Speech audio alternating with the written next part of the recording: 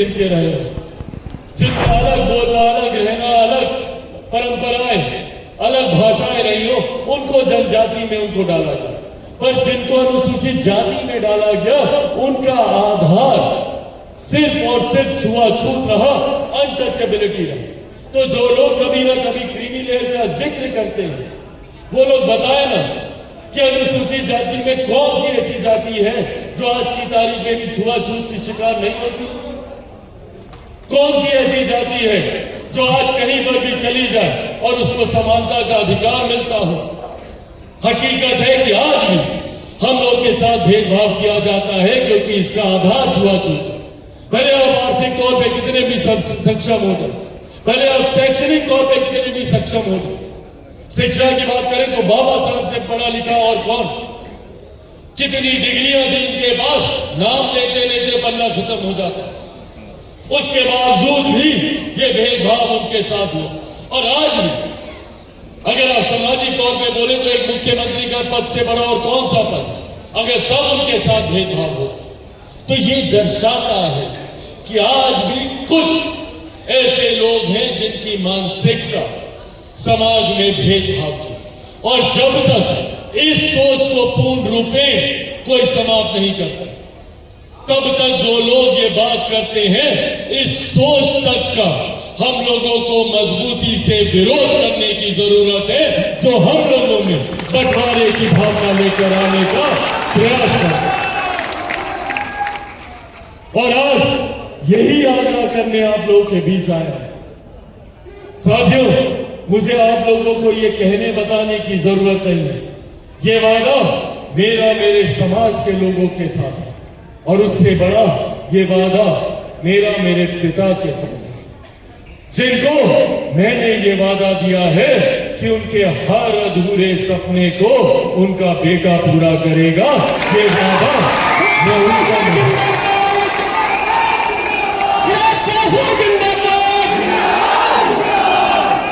और उनके सपनों में सबसे बड़ा सपना यही था कि कैसे हमारे समाज के लोगों को देश में बराबरी का हक, अधिकार बिना किसी भेदभाव की भावना के साथ वो सर उठाकर गर्व से आंख में आंख मिलाकर दुनिया का सामना कर सके।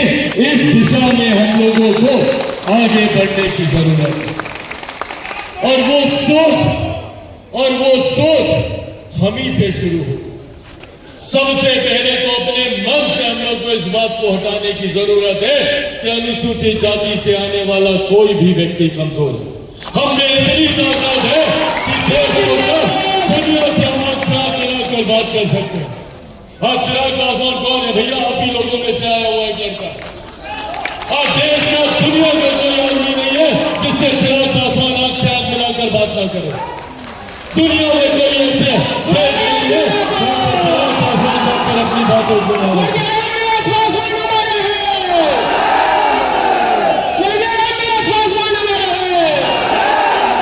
पर साथियों, लोग हैं जो इस सोच का बदला चिराग पासवान को समाप्त कर लेना चाहते हैं, जो नहीं चाहते कि भैया ये लड़का क्यों इतना बोल रहा है, जिनको नहीं पसंद आता कि ये अपने समाज का हाथ पकड़कर क्यों आगे लेकर जा रहा है, जिनको नहीं पसंद आता कि ये अपने पिता के जाने के बाद उनकी सोच को क्यों आगे बढ़ाने का काम कर रहे हैं, और वो मानसिकता वाले लोग चिराग पासवान को समाप्त करने का प्रयास करते हैं, चिराग पासवान को तोड़ने का प्रयास करते हैं।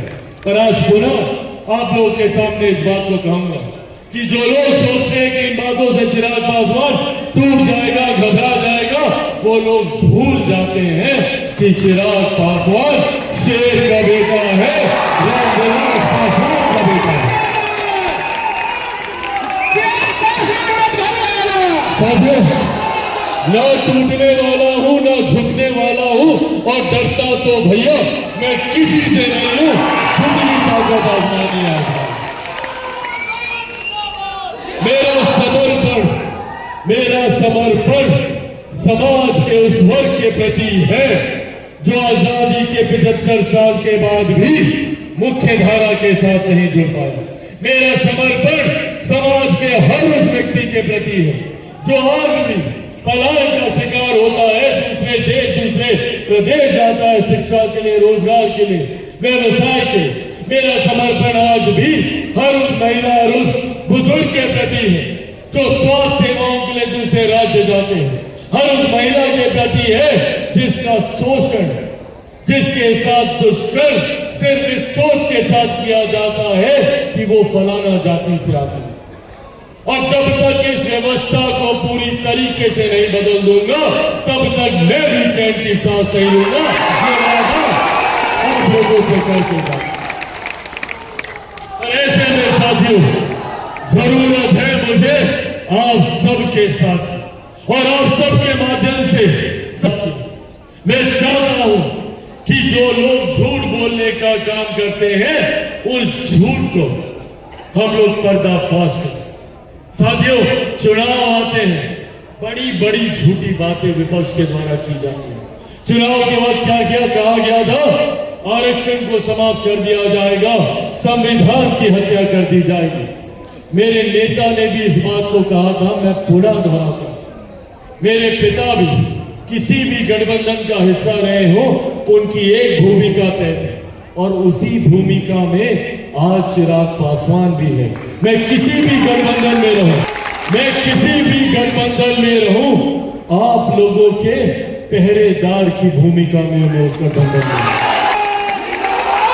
और जब तक चिराग पासवान उस गठबंधन में है, आप लोगों को अपने हक अधिकारों की चिंता के लिए सोचने की जरूरत नहीं है। ये वादा आप लोगों से करते हैं।